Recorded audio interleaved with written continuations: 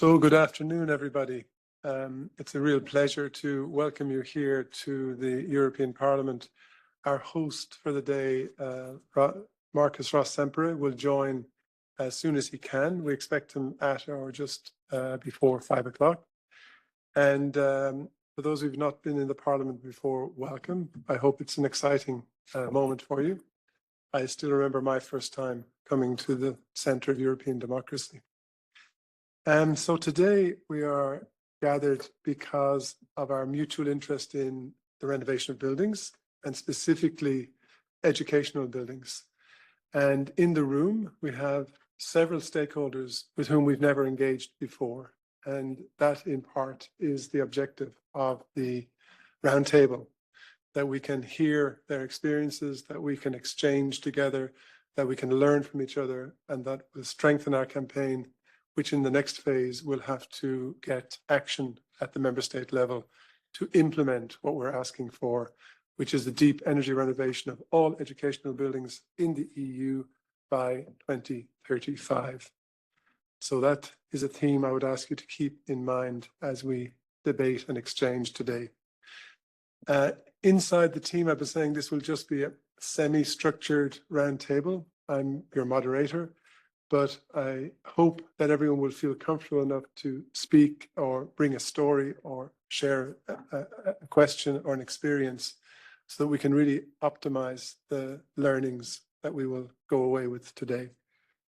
I am surrounded on both sides by, let me call them impulse speakers, who have been asked to be short to bring their theme to the debate. And really the next hour and a half or 85 minutes is divided in 3 sections. We're going to have a section on policy, then a section on stakeholder input, and then the section on debate and exchange. And I've been asked for the housekeeping rules to say that when you take the floor, it is essential that you put on the microphone because we are being recorded and we're being live streamed to I'm not sure how many are online, but you're welcome, and I'm very happy that you're here with us today. So for those of you who don't know, the Renovate Europe campaign has been around for 15 years this year. We are a political communications campaign. We have 52 partners from industry, from cities, from research, from financing sector, trade unions. And crucially, we have 18 national partners, one at least of whom is represented in the room today, Hubfast from Croatia.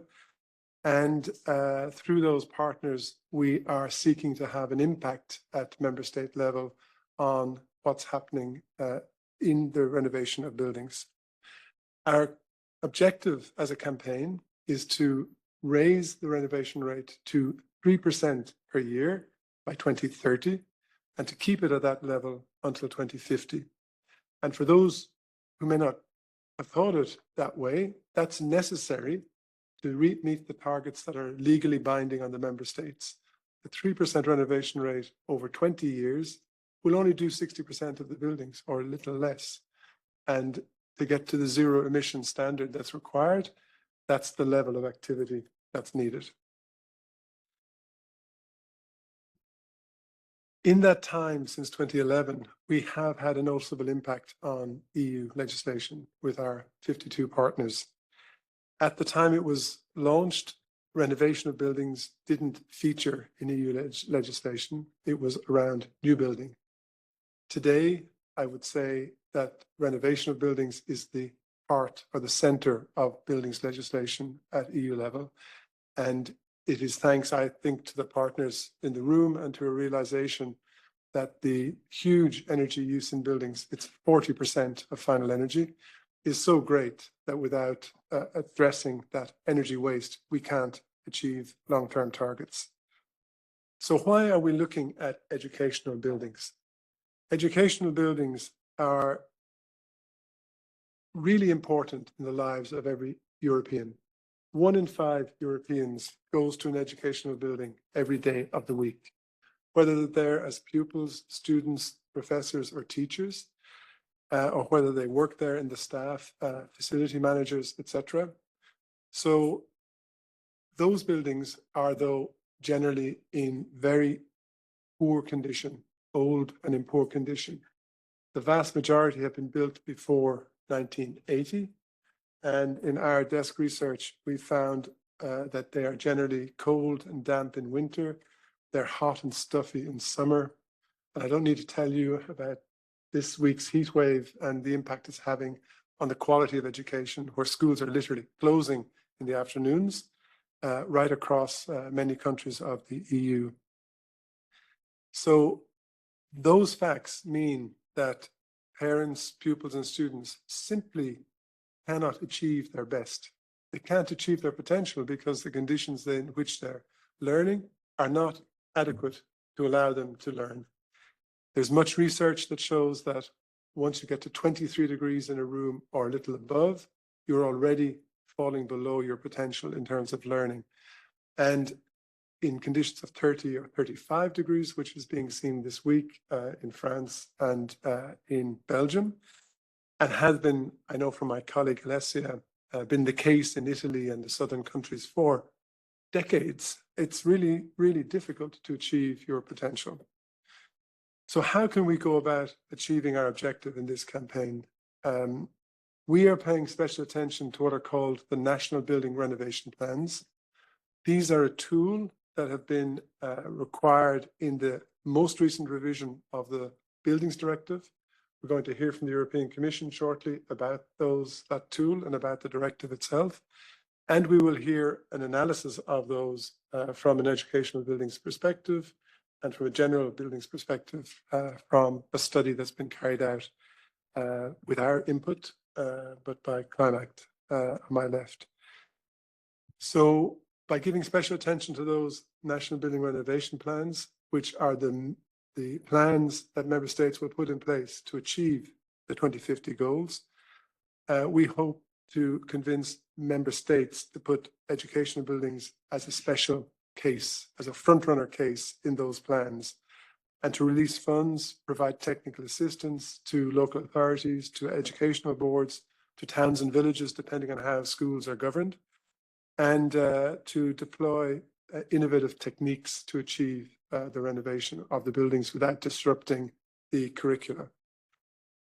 And the benefits, I've mentioned several at the moment already, but from an industry perspective, so the campaign is industry backed.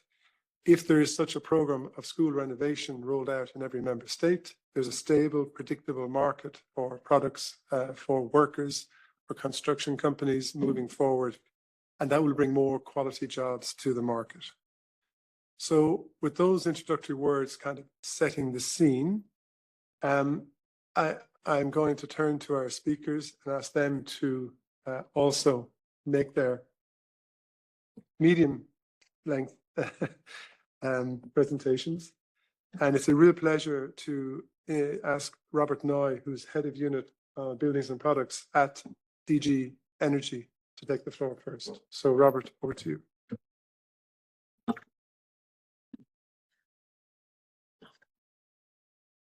Thank you very much, Adrian, and thanks very much for the invitation to this very timely roundtable discussion on the renovation of educational buildings. This discussion is timely for two main reasons. First of all, we have today's broader geopolitical context. For the second time in less than 5 years, Europeans are once again paying the price for Europe's dependency on imported fossil fuels. And since the escalation of the conflict in the Middle East, the European Union has spent an additional 50 billion euros on energy imports because of higher prices. And we have not received a single molecule of energy extra for that extra cost. And this is really a stark reminder of our exposure to geopolitical shocks, and that exposure remains very high. And it also reminds us why buildings must be at the center of our response.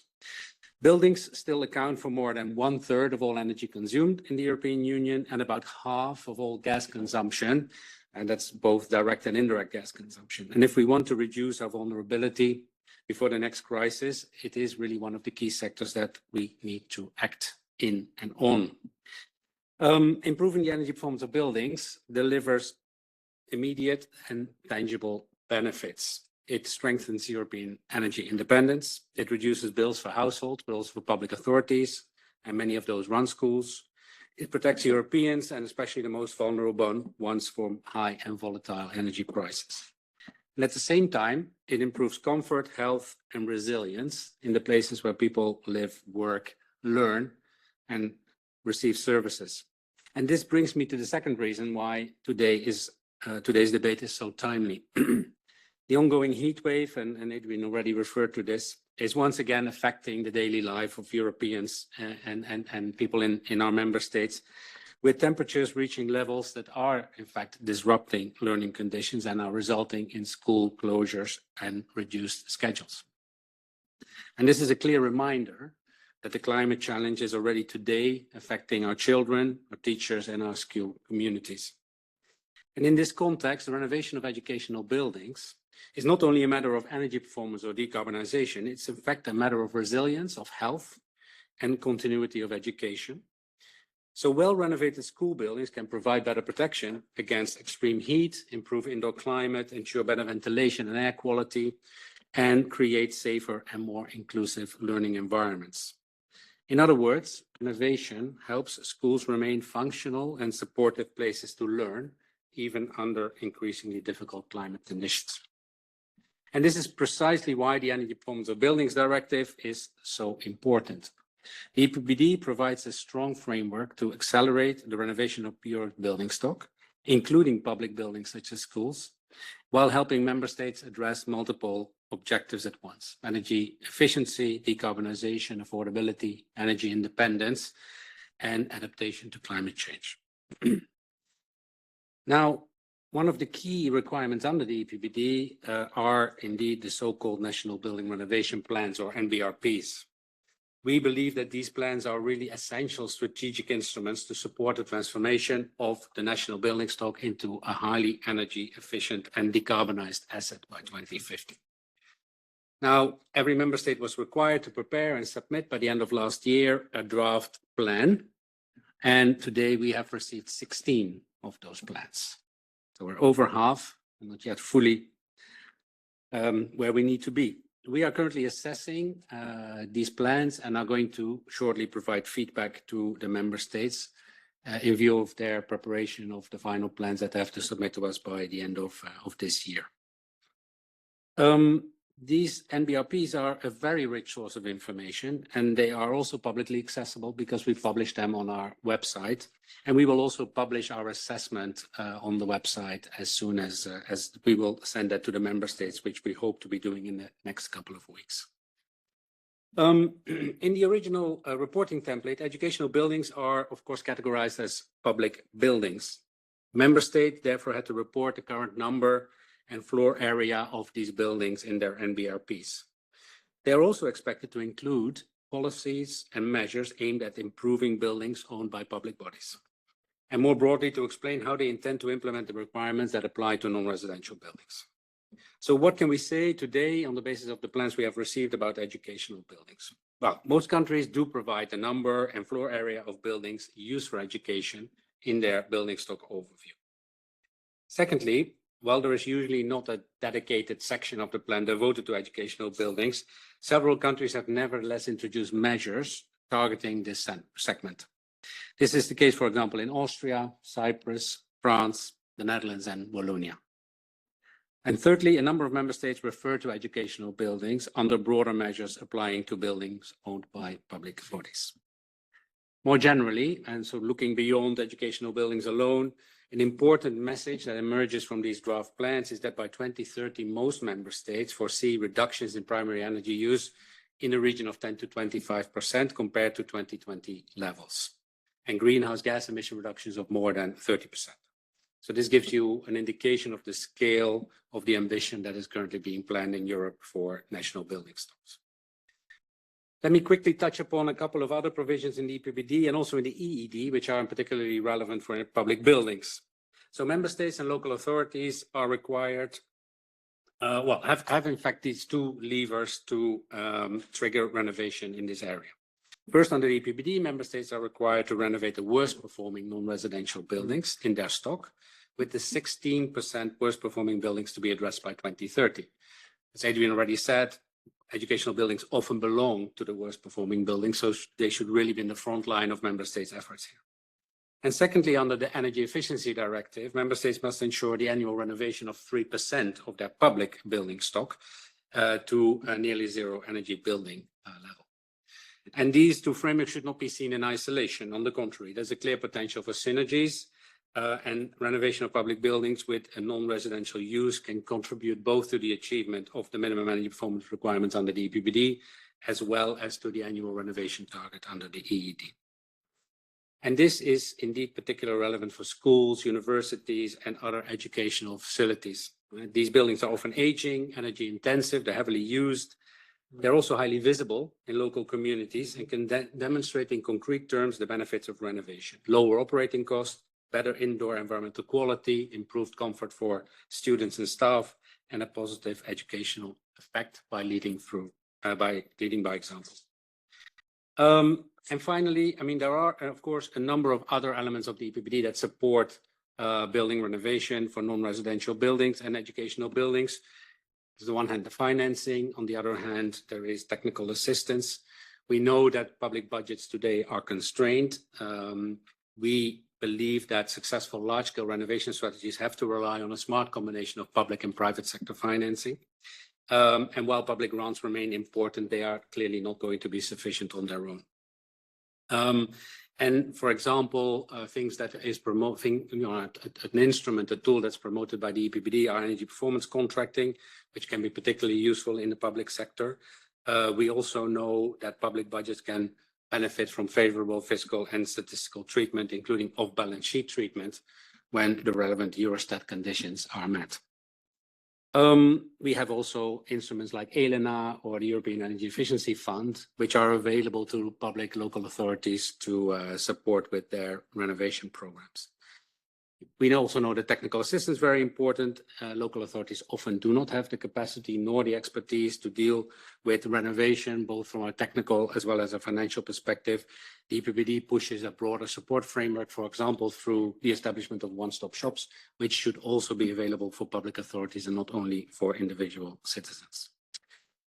To conclude, the EPBD and the EED provide member states with a clear framework to make renovation a pillar of Europe's energy security, competitiveness, and decarbonization. Public buildings, and including schools, are expected to lead by example. It's therefore very timely, as I said, and welcome that we have this discussion today to identify practical solutions in this area, to share examples, and to accelerate the renovation of educational buildings across Europe. Thank you very much.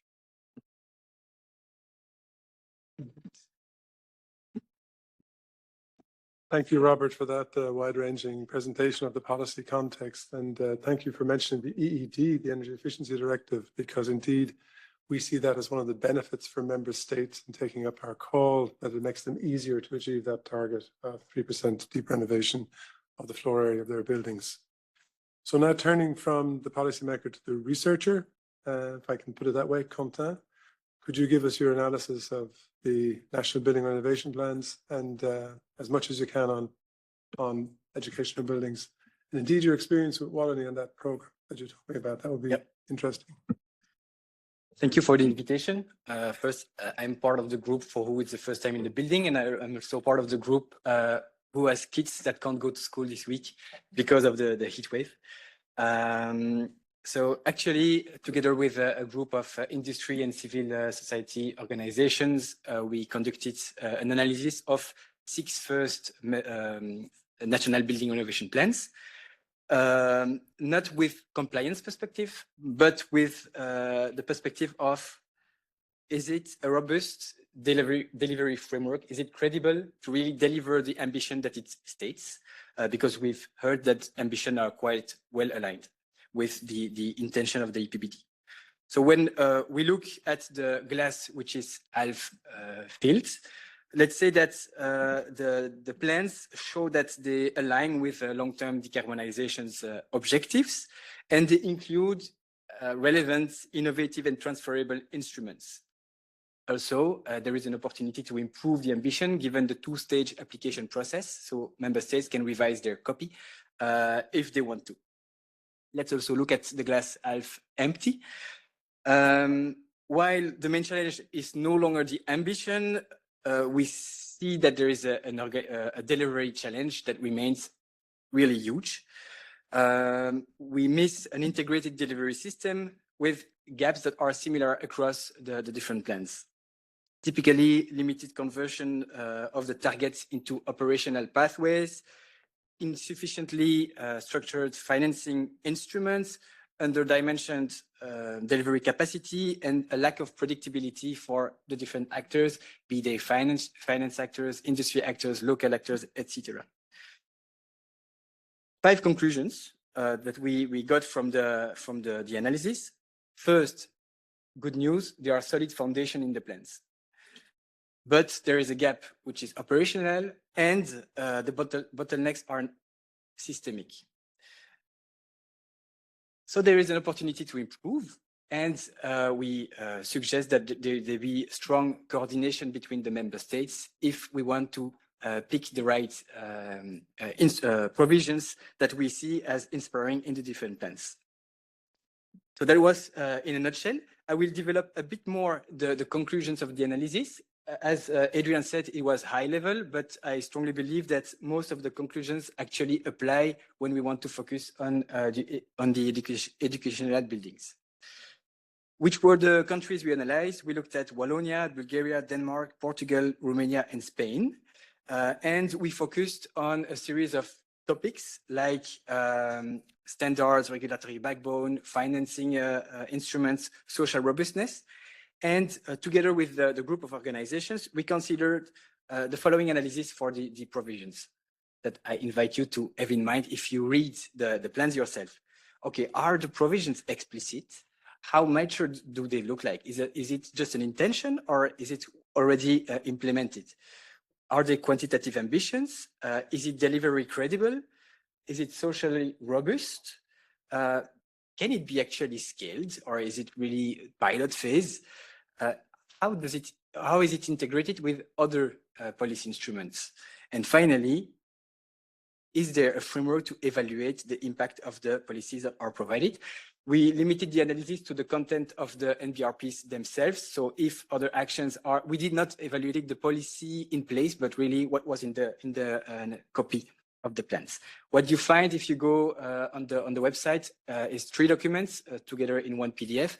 But first, executive narrative, then a country by country analysis, and another one, a topic by topic analysis, where we provide the trends across countries, and we highlight the main gaps and opportunities for improvements.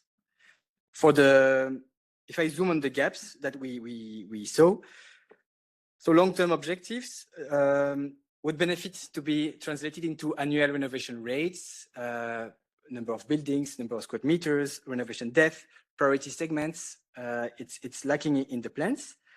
Financing instruments is often described as individual instruments, but rarely as coherent architecture that really mobilize both public and private financing with distinguished instruments per target groups, which is what we need. In terms of delivery capacity, meaning one-stop shops, workforce, program management, it's not systematically designed, quantitatively designed against the scale that is needed for the renovation wave. The regulatory trajectories, in some of the plans it's present, but in most others it's lacking, which prevents from having visibility for all investments in new products, in new solutions. And finally, decarbonization pathways are insufficiently integrated, like the articulation between renovation, heat system replacement, energy system evolution. So strengthening the quality, the quantified delivery capacity, so workforce, financing flows, project pipelines would really, we believe, strengthen the real life impacts of the plans beyond just being a compliant copy. That was a bit the half empty glass. If I continue with more the half filled one, we really see that the required solutions actually they exist. In most of the plans, we see very inspiring practices like structured one-stop shop systems, emerging integrated area-based renovation approaches. There are some that provide diversified financing instruments, targeted mechanism, so targeting specifically some energy poverty categories and vulnerable households. There are some really inspiring framework for whole life carbon consideration and climate resilience and early integration of industrialization. What we did in the analysis, I don't know if you want to take the time to welcome, no? I welcome you. So in the provisions, we see somewhere there are high conversions. So the different member states could journey together towards higher, better quality of their provisions. We see some topics with high dispersion, like public, financing instruments, how public buildings are taken as market shaping lever is really different. So their cross-fertilization between member states would be super useful. And there are some that are really not addressed, like climate resilience, fully embedded in the National Renovation Plan. So strengthening the operational dimension would create clearer conditions for industry players with strong signals on the future demands, on financial actors for more structured and predictable pipelines, for the workforce.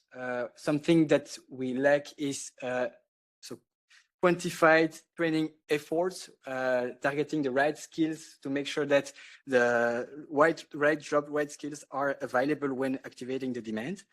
Local authorities and intermediaries could position themselves more clearly in a structured delivery framework, and also would benefit from a stable and predictable conditions supported by appropriate tools, such that we can have informed investments. So the message here is that well-designed and operational national building renovation plans, because as a reminder, the idea of these plans was to be more operational than the strategies, could act as a coordination framework, enabling public and private actors to have their best contribution in this challenge. If I have to pick three main suggestions for improvements towards the last versions, the study suggests that first, translate the target into operational pathways. So define annual renovation rates, expected renovation depth, prioritize specific segments, so maybe educational buildings, and ensure that long-term objectives and the worst performing building stock are targeted with quantified efforts. Second, build integrated delivery system, moving beyond a list of provisions with financing architecture that combines public and private resources, aggregation mechanism to enable scale, performance manage one-stop shop and delivery infrastructure, and alignment between the targets and the delivery capacity. Again, workforce, finance, pipelines. And the third, so beyond translating targets into operational pathways, second was build integrated delivery systems. Third, strengthen the market shaping and social frameworks, meaning the plan could be better at providing clear and predictable signals through regulatory trajectories, strategic use of public buildings. Often they are seen as an opportunity to have inspiring case, but they could be market shapers if used as such. Robust social safeguards and ensuring that that would ensure that renovation is both scalable and inclusive. So to end with the analysis and then few key outcomes more on the educational buildings themselves. No analyzed plans constitute a fully delivery ready model, but they each provide really relevant provisions. If you look at the report, we've highlighted the inspiring cases for each of the country that we analyze, such that we can foster cross-fertilization. So targeted improvement and strengthened coordination between the member states could make the NBRPs evolve from a strategic document towards a credible and effective delivery backbone. Quickly looking, because that was not the focus on educational buildings themselves, So few comments were already addressed. So we saw that, for instance, Romania provide the most operational framework with quantified stock and targeted financing programs. Bulgaria has dedicated MEP thresholds. So by non-residential buildings, they have specific thresholds. And Wallonia has only a specific threshold for new builds in the education buildings. And finally, from a previous initiative where we tried to activate for Wallonia an upscale program for the renovation of schools. So there the message was, if you want to be at the 3% renovation rate for schools, you need, just for the small scale of Wallonia, to renovate 100 schools every year. Two main outcomes of that. First, we need a strong vision. And for that strong vision, we need to answer the real needs of the education stakeholders, meaning that the program should be designed such that it first answers the educational needs. Second, it should offer places that ensure health, comfort, and security. Third, let's have these infrastructure as sustainable ones related to energy consumption and carbon emissions. And fourth, make sure that this infrastructure be integrated in their local area. So that's for the vision, which should be anchored in a real estate strategy. Maybe not all schools need to be maintained in the same ownership, given demographic evolutions. And third, design everything directly for scale. Even if you start small, think big directly from the start. So vision. And second, and I will conclude with that. Second, we need to unburden with the right expertise and the right financing solutions. And two key instruments that were identified in this group. So we had about 50 schools and market actors. We need a strong market facilitation unit such that we can have the mutualization of the right expertise to activate a strong pipeline of investments. And second, leverage private capital, for instance, through design, renovate, finance, maintain approaches, where we can have a grouping of the right expertise and directly providing innovative solutions to unlock scalable financing. Thank you very much, Quentin. You want to? Yeah. For that extensive overview of the analysis you've carried out.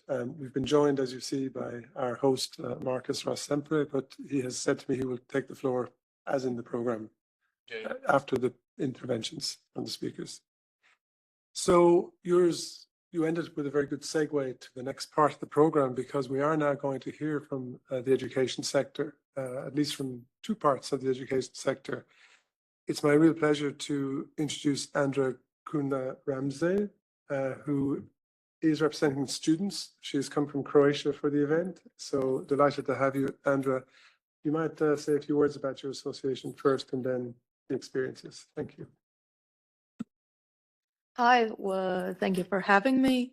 I am from the Student Association for Promoting Energy Efficiency and Consulting.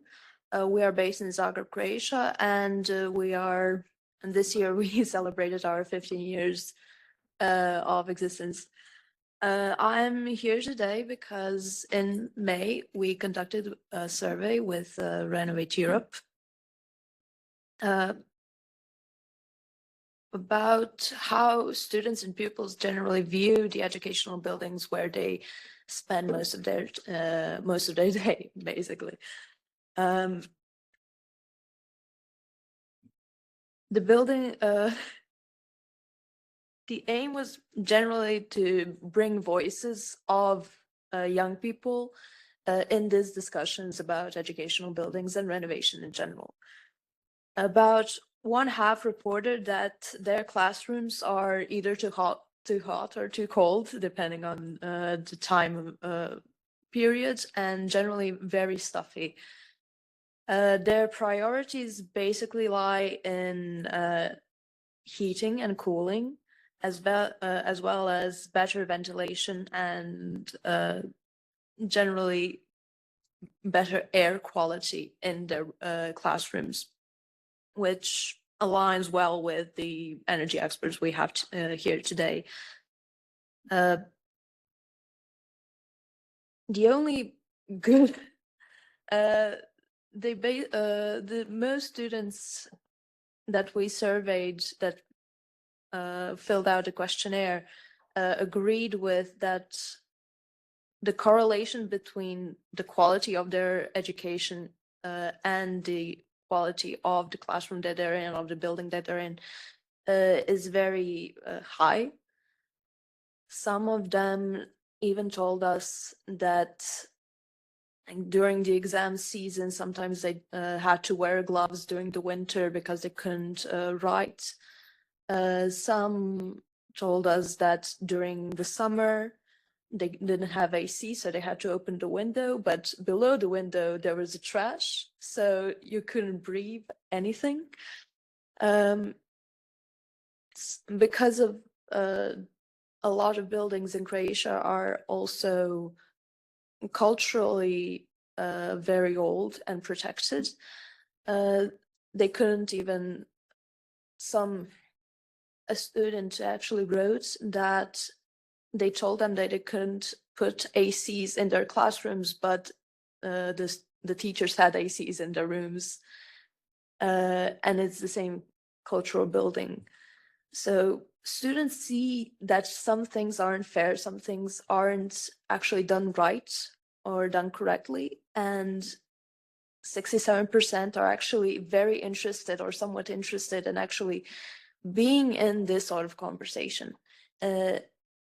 Maybe not being at a table giving advices like, oh, you need this types of ethic systems or this types of ventilation, but they do want to bring their voices to like either national level or local level. They want to see their buildings that they spend most of their time better for their generation, but also future generations that they will be in their schools and their faculties after them. I don't know if you have any more questions. I had one immediate question. How many students actually answered the survey? 546 across 13 counties. We have 21 counties in Croatia, and there were pupils from primary schools all the way to faculties.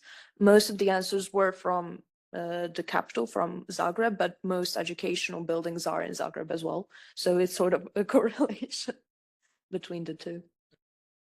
No wonder, I mean, that's a perfect impulse statement for the debate, and unfortunate that we hear that you're confirming what we heard, that the condition of those school buildings are really terrible. So turning to another education stakeholder, let's now hear from the Parents Association. I'm delighted to welcome Bastian Bobic from the European Parents Association. Bastian, it's for you.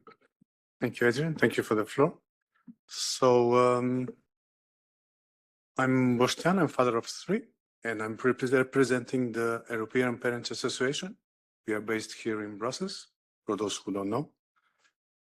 And since we are talking about our children and renovating the educational buildings, I think that we are the right person or the right representatives who represent our children, especially because we are the one who, let's say, see from the first hand how these buildings has an impact to our children at the end of the day, where they come from the school back home.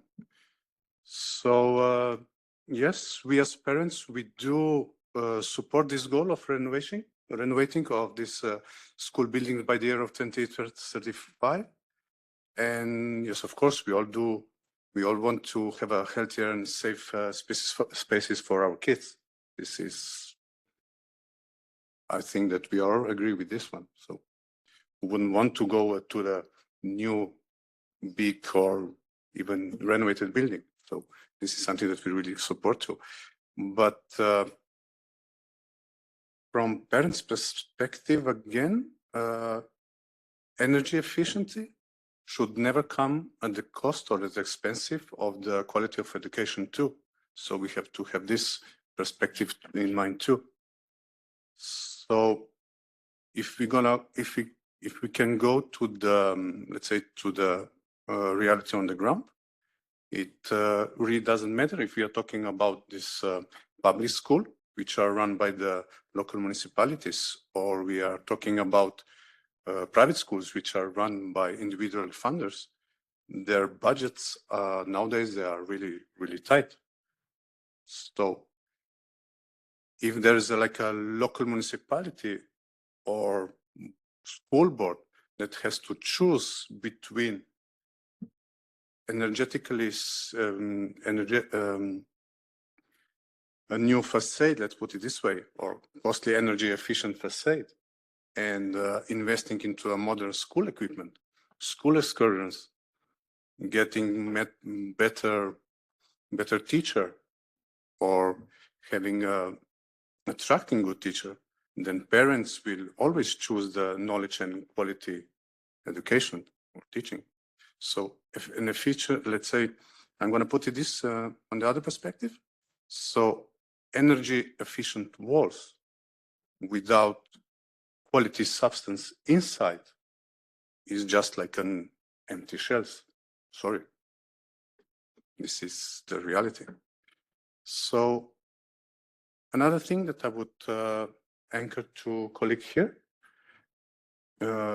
Europe is so far or too far diverse to just have this one rigid blueprint.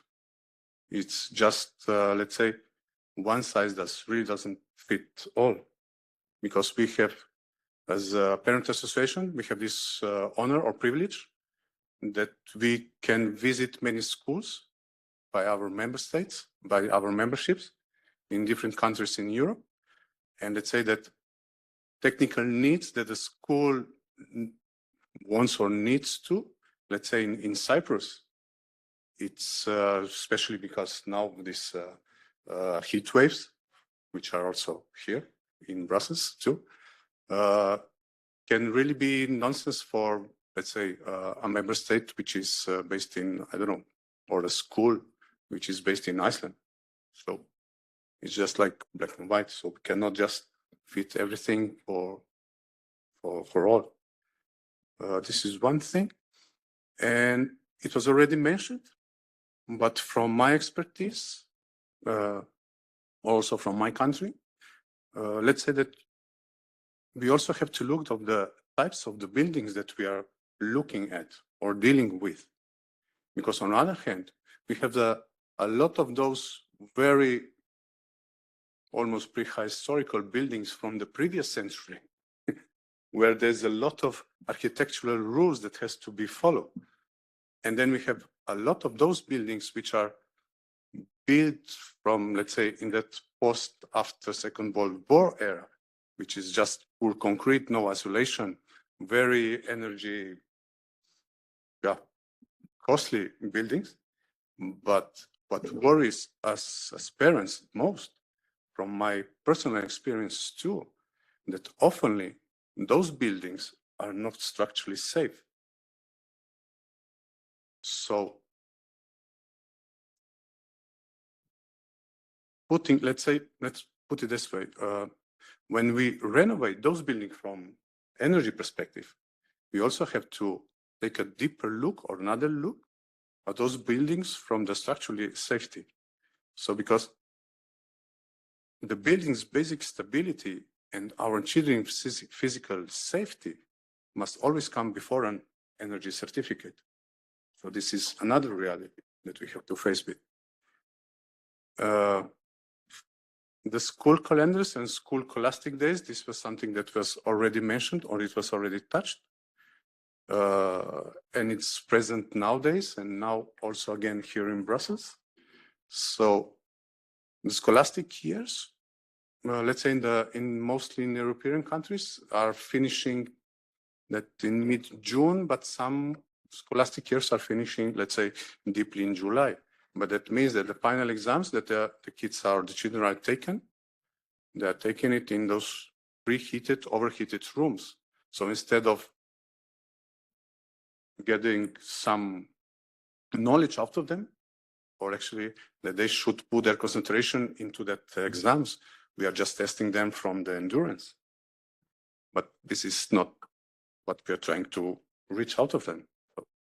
We have to change the perspective. And then again, if we try to fix this just by installing like standard air conditioning, it's not a solution. Sorry, it's not, because transforming that classroom or that building into an ice cube and then sending those children out, it's just a way of big shock for their bodies. So there's another perspective that we have to have in mind. It's also like this health problem or this shock waves too.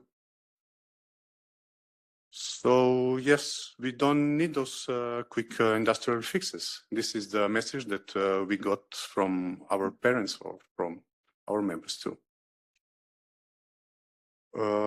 And talking about the health and our children's health, it's what we are concerned as parents is what is going on or what happens inside the buildings. Because let's say that a fresh coat of paint or a new window frames in this energy sufficient buildings and so forth and so on, they can easily hide the deeper problems. So let's say that we as parents care less about the outside look of those buildings, and we are more worried about what is actually happening in the classrooms. Because, sorry, I will have to touch this field again or two, because there's a proverb or old saying, which is saying like, you get what you pay for. And nowadays, in many renovations today, from my experience again, because I was working in that field too, we are using, or they are using, cheap synthetic materials. So all of a sudden, we see a lot of plastic windows. There is again a lot of concrete, heavy concrete. Or there is like styrofoam isolations. So these are all like very synthetic materials instead of using those of natural materials like wood or clay. And this is something that we have a good practice from our members, and it's not far away from Brussels. And maybe later on, my colleague over there, Petra, can explain this a little bit more, because that school was really built like in a sustainable way. So it's done with wood, clay, and straw for insulation, and living breathtaking or whatever. The air that the children are breathing there, it's totally different than in those modern buildings. So let's say, I'm going to finish this sentence with a thought that the true sustainability isn't just about saving energy, but it's also about protecting our children's health. I'm going to conclude, if I may. So it was also mentioning that state and public building across Europe should be our true role models here. So that they should provide us how we can renovate smartly, sustainability, and always with the human health in the very center. So let's say to gather those thoughts from the parents' perspective in one place, it's like we as parents, yes, we do agree and for this deep energy renovation of our schools by this year of 2035 or by the end of 2050. Yes, we are really support this idea. But on the other hand, it's a big no to doing it at any cost. So no cutting budgets for knowledge, because society's primary investment must always be in good teacher and quality education. And again, no rigid rules and frameworks applied uniformly across the EU, without any regards for the real life. So bear in mind that our children deserve smart, safe, and healthy schools. May I conclude with this one? Thank you. Thank you, Bostan, for articulating really a broad range of issues that we are very conscious of. And I would say that your call for not cutting corners, if I can put it that way, is one that the Renovate Europe campaign also would espouse readily. So there's a lot in your presentation that I would like to dive into, but as moderator, I won't. I'll let the audience come back to you. But one thing you did say, and that's a good link to the next item on the agenda, is about the diversity of schools across the union, that it is impossible for schools to put a one-size-fits-all tool for the schools. Because I've been asked to present the sustainability assessment tool built by Fontana Design, and Simon is here representing the organization. And I wanted to present it because it answers this question, at least in part. So Fontana Design are very aware that the challenges that you've set out are being faced across the union. And despite the fact that we've got great regulations and a great context, school leaders and facility managers really struggle to understand what their building current performance is and what steps can and should be taken to bring it down a sustainability path. So the objective of Fontana Design was to help schools assess their buildings and identify improvement opportunities through a user-friendly digital platform. So they've built an application, and that application helps through the use of a very pedagogic assessment methodology based on a questionnaire to look at 3 levels of intervention. 1, the building and infrastructure itself. 2, the equipment within the building, you mentioned in your presentation. And 3, the operations, how you manage the building day to day. And the distinctions between those 3 levels of intervention, of course, are important. And understanding what can be done and what should be prioritized to optimally bring the school along the path is an objective of this sustainability assessment tool.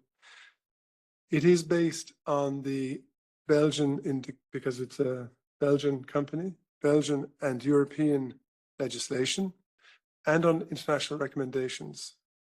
So it includes guidance from the World Health Organization, which answers a bit the question about health, such an important issue when you're renovating buildings. And the hope is that using the tool will facilitate the path towards alignment with those recognized standards. So what happens is when you make the assessment as a facility manager or a school leader or parent, if you know the school well enough, is you are given automatically a score across a spider chart against key criteria that helps the school then to understand their strengths and their weaknesses, what needs attention first and what is okay or already at standard. And then the results then can be obviously explored through different perspectives, by the intervention level, meaning infrastructure, equipment, or operations, by geography, so the classrooms in the building, the toilets, the playgrounds, by the different parts of the building, or by theme, ventilation, water, energy use, hygiene, safety, accessibility, waste management. And so based on those results that the tool delivers, targeted recommendations are given automatically by the app for that school's particular characteristics. So that evaluation allows better decision-making. That's the objective, to transform those complex regulations that schools face and must meet into clear and actionable guidance and results. So the next phase for their project and with the tool is to involve several schools that will undertake this as a pilot study. I gather, but you might have a more up-to-date number, 4 or 5 schools are already on board.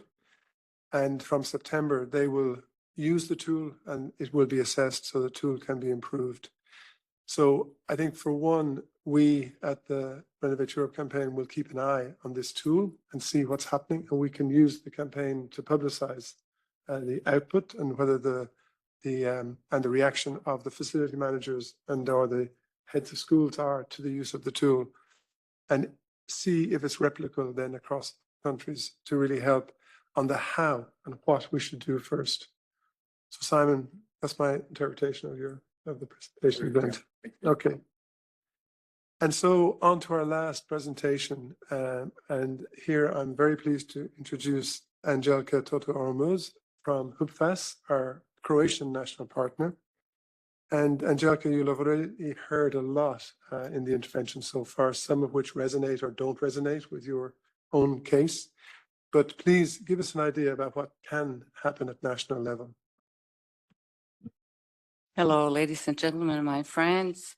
I'm really delighted to be with you today here and to give you a sneak peek into a communication campaign that we have started in Croatia targeting the educational buildings.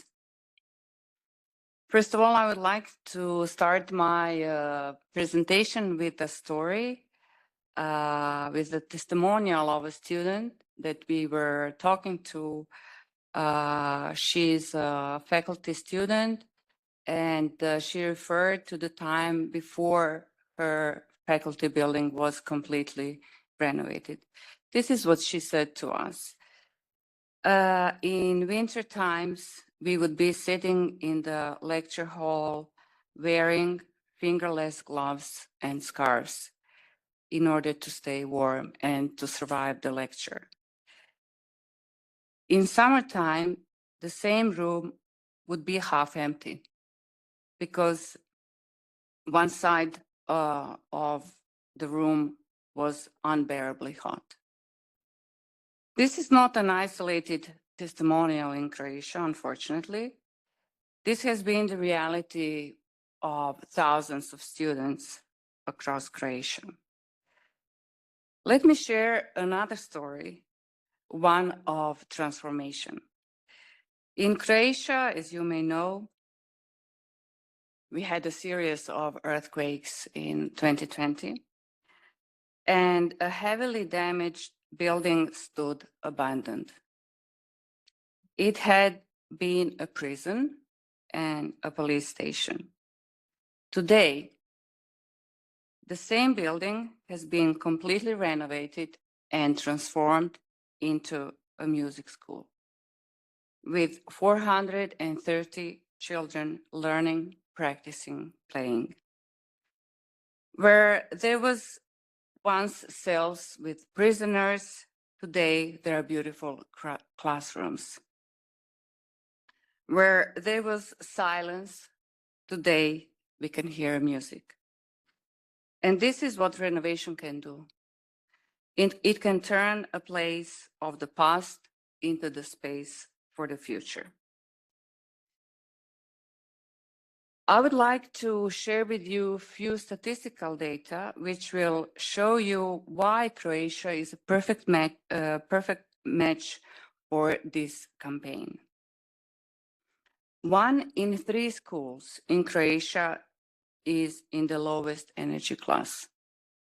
Around 900,000 students, teachers, and staff use these buildings every day. More than 100 schools in Zagreb and the surrounding area were heavily damaged in 2020 earthquakes.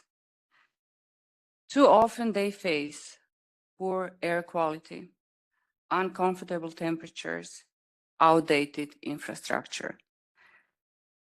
And through our Renovate Schools, Renovate Future campaign, in which we have selected 5 schools, 5 examples with very interesting stories, we want to send out a message that renovating schools is not a technical issue. It is a health, education, and societal priority. Through our campaign, we support Renovate Europe initiative and call for all Croatian schools to be renovated by 2035. Students, teachers, faculty deans, school headmasters told us that renovated schools in which they function today deliver healthier indoor environment, better concentration for kids, improved learning outcomes. They allow students to truly focus on learning. And the benefits go beyond education. Schools are often the heart of communities, places for sports, for culture, for social life. And we have seen in Croatia that some renovated schools help even prevent depopulation from smaller villages. What is really important, and what our speakers say and tell us, that renovation must be comprehensive. It's not only about energy upgrades and energy bills, but it's about seismic safety. It's about improved fire protection. It's about better accessibility, and it's about high quality indoor environment.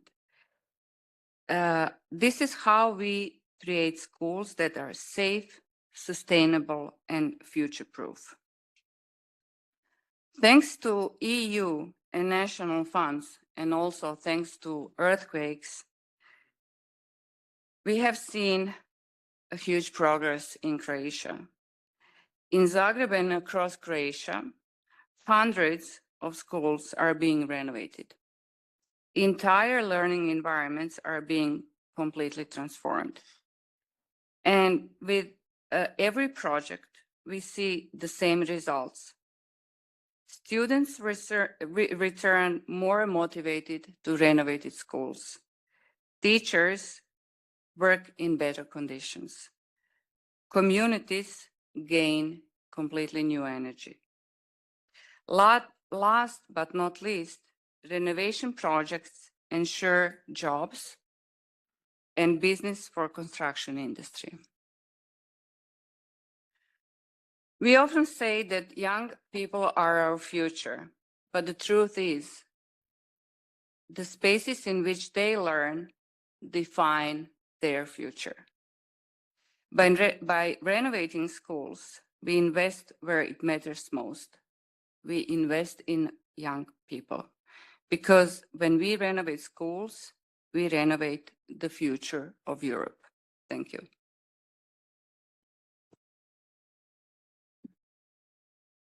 So thank you, Andelka, and thank you to the other speakers for your interventions, which I know, I can see by the expressions, have sparked thoughts in many in the audience.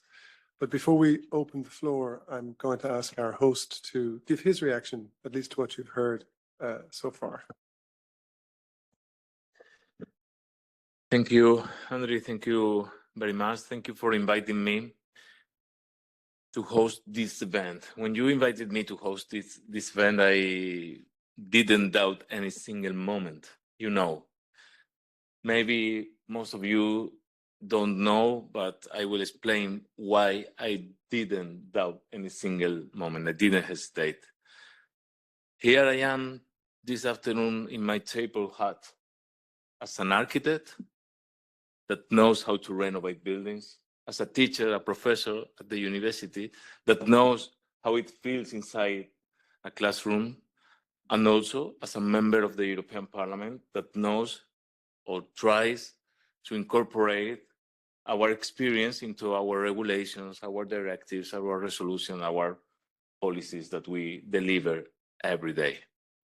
And also I am here as my double condition of as member of the Regi Committee, in which we deal with the budget of the ERDF, the national and regional partnership plans for the future, but also as member of the CULT Committee, in which we deal with education as one of the most important priorities.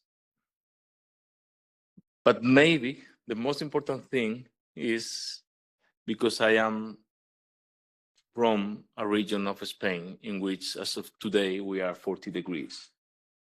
I am original from the region of Murcia in Spain.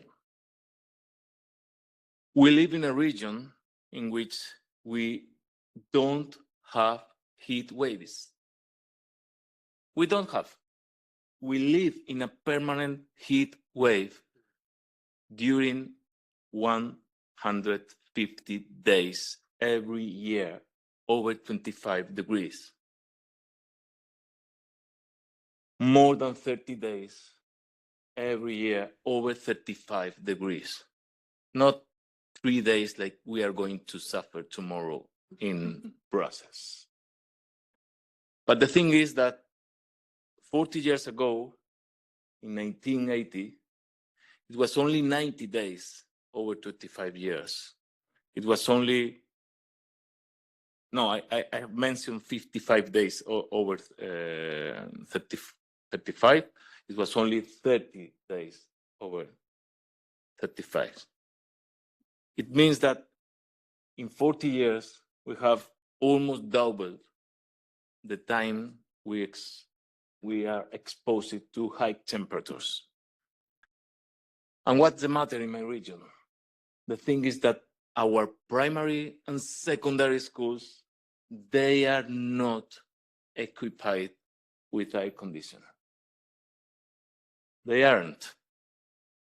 All the public buildings in my region, they do have air conditioning, but primary and secondary schools.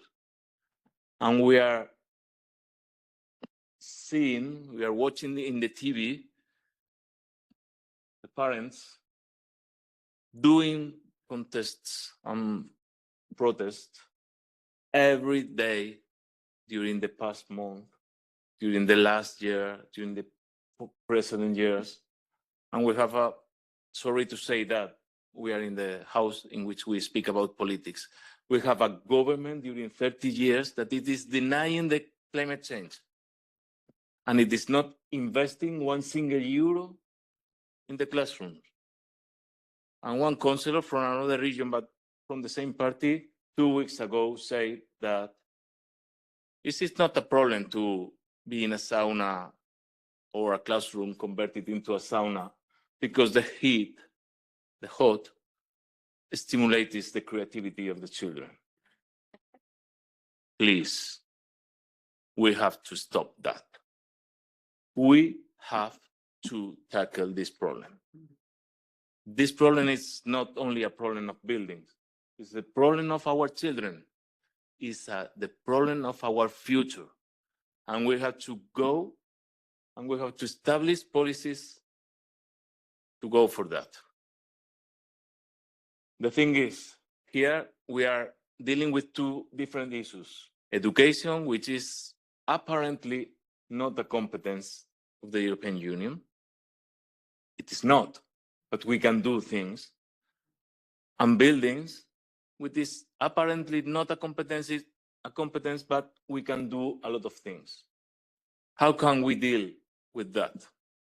We can, well, past term, we established the EPBD. All of you know, maybe you have been talking about that, with a lot of goals, a lot of objectives for non-residential buildings, which are schools, 16% of energy reductions by 2030, 26% by 2033, national restoration plans that for sure have to tackle with or incorporate educational buildings. We did our work. We wanted more. We wanted more. We had a fair version with classifications A, B, C, D, F, G, you know, F, A, B, C, D, E, sorry.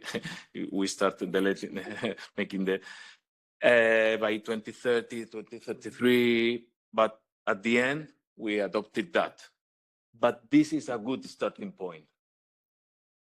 Now, what do we need? We need money, and we need political willingness. We are now negotiating the next MFF. Where is the money for buildings? In the proposal coming from the European Commission, it is not very clear. But we can guess that we have two different funds in which we will have money for buildings. NRPPs, and inside NRPPs, ERDF, specifically, and European Competitiveness Fund.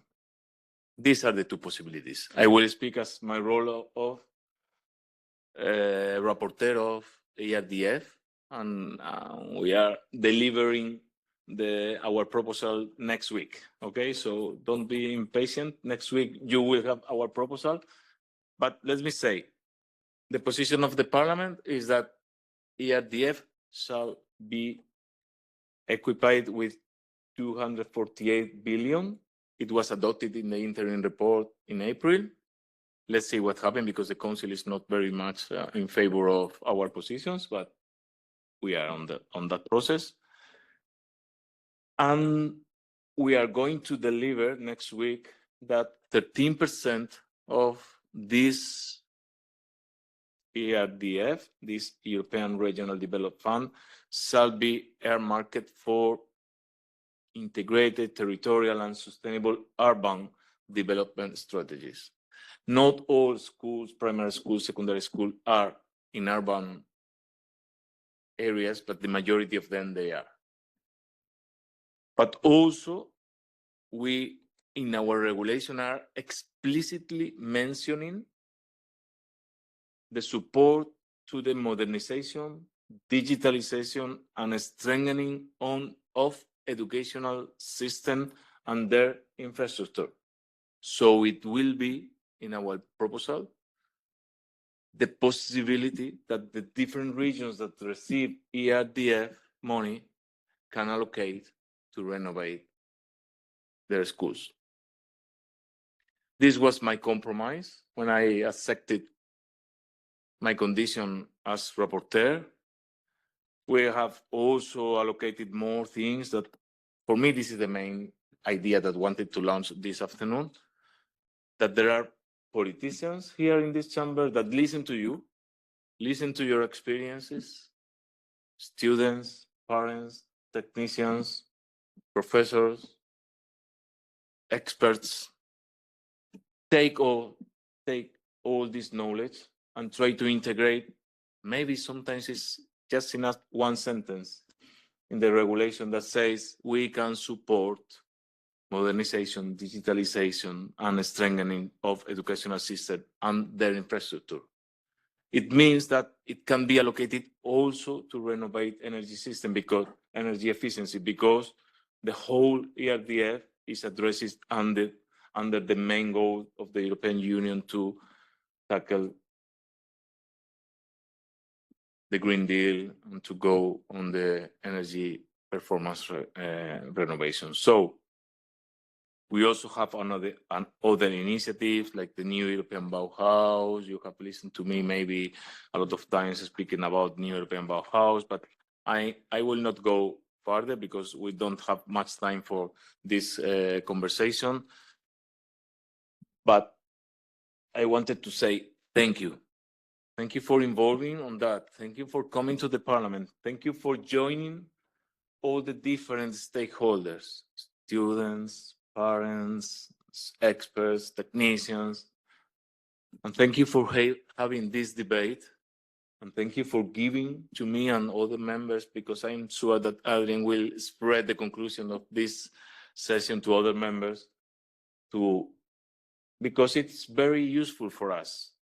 Because now we still have to debate from now till December to adopt the different regulation on ERDF, regulation on Erasmus, regulation on Horizon, regulation of European Competitiveness Fund, and it will be of higher importance that you are at least lobbying, pushing, or expressing your concerns, because our future is in our children's future, and we cannot prepare, skilled, good citizens if they are not living, studying in good conditions.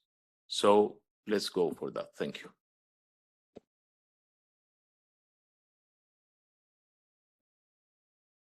Thank you very much for those inspirational words and for your commitment to our call on educational buildings. It gives us courage to keep going in what are not so easy circumstances. I wanted to get an idea of how many people would like to take the floor. So Fernando. Robert? Adrian, okay. Okay, great. Well, let's take those three interventions first, and they can be in the form of questions to the speakers, your choice, or bringing an experience or point of view. But as always, be brief, please. Fernando. Good afternoon, everyone. Fernando Sichos Jimenez, Secretary General of the European Builders Confederation, who represent construction SMEs and craft trades. There are many angles to this conversation, so I will try to be as focused as possible. When you brought this topic of educational buildings in this campaign, to what extent did you think of training centers? Because it was mentioned by Quentin that there are certain structural bottlenecks, and we believe at EBC that this renovation wave that we are looking for, that we're trying to deliver, also should be an opportunity to make training centers more attractive so that we actually collaborate to this issue that we lack of people in the sector. And in the same way, we can make it, yes, more attractive, but also a better training pool for the students that are going to deliver the future renovation. Because I'm pretty sure when we discuss educational buildings, we thought schools and universities. To what extent can we also focus, on a win-win situation for the sector itself so that it can keep delivering on the renovation aspect? Thanks, Fernando. Adrien. Yes, sorry. Thank you very much to all the speakers. I'd like to come back to more specifically what Mr. Bobic said. You mentioned, and so I didn't introduce myself, my name is Adrian, I work for the flat glass industry. You mentioned that there's a risk, or like you could see it that way, that we would focus on the aesthetic and that they would change the window frame. I have to hope that if they change the frame, they change the window, they change the glazing, hopefully to something better. Because there are a lot of things which could be done there, like the flat glass industry has developed products, for example, to repel the heat in the classroom, to reduce the temperature. So this is something which is very relevant and I think very important, especially in the context that we are today. A general comment that I wanted to make is that it was interesting and quite refreshing as a discussion, because we didn't talk much about energy efficiency in the end. We talked about a lot of other things: health, security, safety, well-being, resilience. And I think this is something for the industry, for us as well, as an ecosystem to take into consideration. We often talk about these co-benefits, but when you put it in the focus of educational building, they become central to the discussion. And I think it's an important point to keep in mind. Thanks, Adrian. Yeah. So hello everyone, I'm Michael Bionchamp, Senior Policy Officer from FEDEREN, so the Federation of Regions and Energy Agencies. And very much the work that we hear basically of energy agencies implementing one-stop shops, basically implementing all these targets that we have from European level, but concretely on the ground at local and regional level. Obviously, the conversation around education buildings is very much central of what is being done there, and is very much at the heart of the priorities. I would really like to maybe focus on the intervention of Mr. Jossen. Very amazing conclusions. I think that great analysis of what is being fit within these national building renovation plans. I hear your conclusions. I'm just curious on your assessment, if maybe you had the chance to explore on the measures of these plans linked to collection of data. We find that data collection is very much one of the triggers that either is there that enables the investment, enables actually the work on public buildings, but collecting it, maintaining the database, and actually sharing it within, let's say, a regional scale is not that natural in member states. So I'm a bit curious if your analysis goes a bit in that extent. And yeah, for the sake of time, I will keep it for that one. Thank you very much. Thank you, Mikhail. So I can take Fernando's first, because we use the phrase educational buildings purposefully to include training centers. And I understand entirely what you say, that the need for quality facilities to upskill, to train, to give continuous professional development to the workforce is crucially important. So for me, they're in, even if they're not always public buildings. And indeed, that's always the case. So it would be useful for you and your association to help us understand how we can include that a bit better. And on that point, I don't know whether Quentin or Robert want to mention whether within the framework in the Buildings Directive, training centres are kind of a targeted subset of buildings, or whether they're kind of considered in the enabling framework where they must be in existence, they must be funded. I don't know, is it something that's come up? Quentin. And then you can take the question that was directed to you. So reacting on the training, not for the training centers themselves, but from another study we had conducted, training needs, explicit training needs and reskilling pathways from, let's say, brown jobs towards green jobs and the jobs of yesterday towards the jobs of tomorrow, recognizing the assets that each of these previous jobs has in terms of skills towards the new ones is paramount if we are serious about it. And I would just like to refer that in one of the plans, the Walloon plan, there is one of the provisions that suggests having this kind of roadmap. There is also the Build Skills Life project that invites to have national platform for skills. So that's not an answer to the training centers themselves, but we looked at how training needs were evaluated, quantified, and associated with a roadmap. And there are not lots of answers in the plans.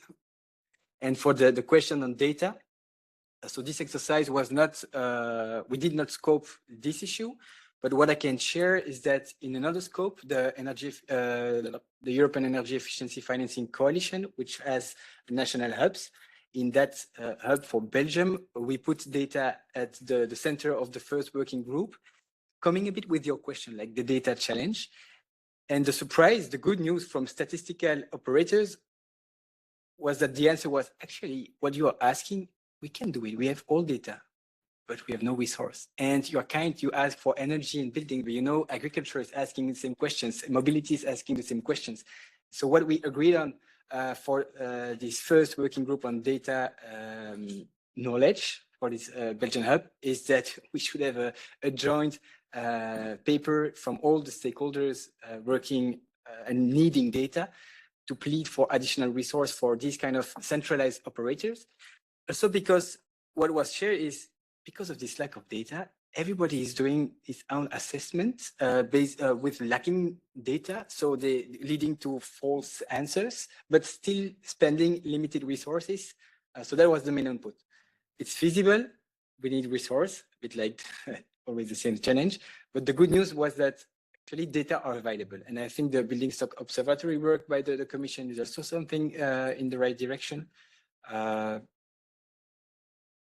To conclude on data, it's not much about data collection, but it's more about synergies between all stakeholders that provide and needs the data.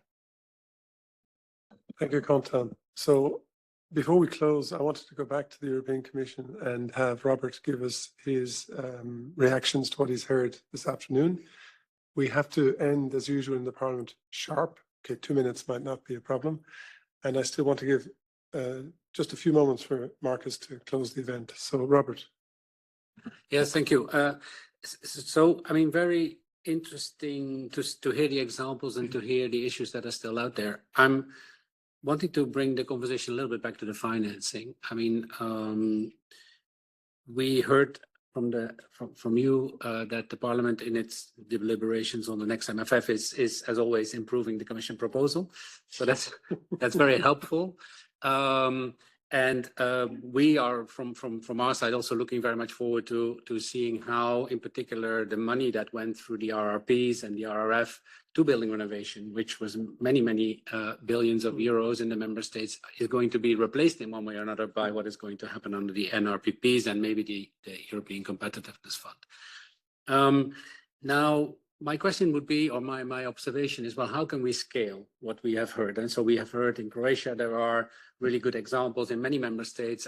I'm on the board of the European Energy Efficiency Fund, and there we see investments into public sector educational buildings also taking off, but we are lacking scale.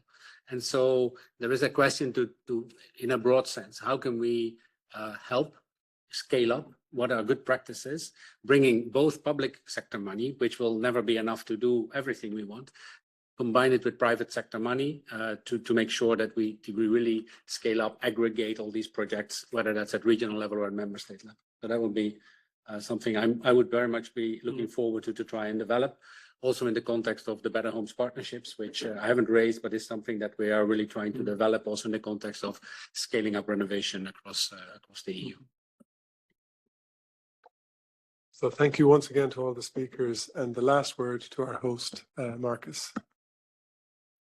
Well, I think I have said everything that I wanted to say, but once more, just to thank you for the work that you do every day as stakeholders, as people concerned by education, students, parents, experts.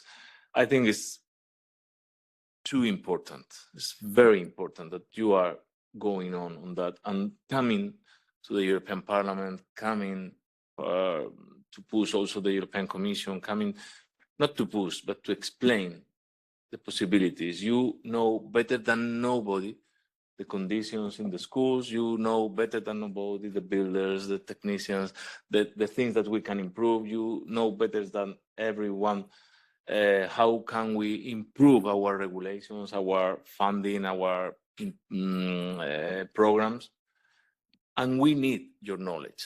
We need your knowledge, and we need you to come to explain, to take our decisions, to debate, to negotiate with the other groups, with the member states, with the regional, local, national authorities, and to try to improve.